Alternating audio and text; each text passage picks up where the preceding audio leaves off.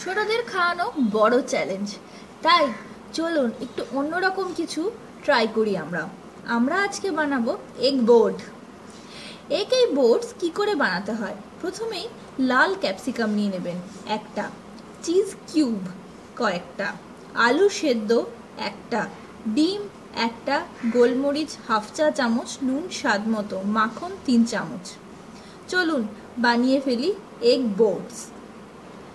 প্রথমে ক্যাপসিকামের ভিতরে যে বীজগুলো আছে সেগুলি ভালো করে বার করে নেবেন। এবার ক্যাপসিকামে মাখন মাখিয়ে নিন।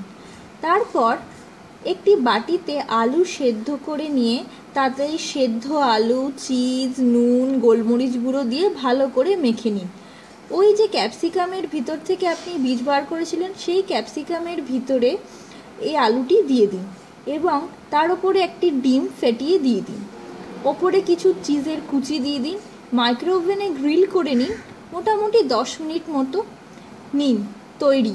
10 মিনিট পরে ওভেন থেকে বার করে নিন এবং হালকা ঠান্ডা হলে পরিবেশন করুন আপনাদের নতুন রেসিপিটি। খুব ভালো লাগবে আপনাদের খেয়ে। আশা করছি আপনার ছোট্ট ক্ষুদে শিশুটিরও খুব ভালো লাগবে। আমাদের সঙ্গে জুড়ে থাকার জন্য ধন্যবাদ।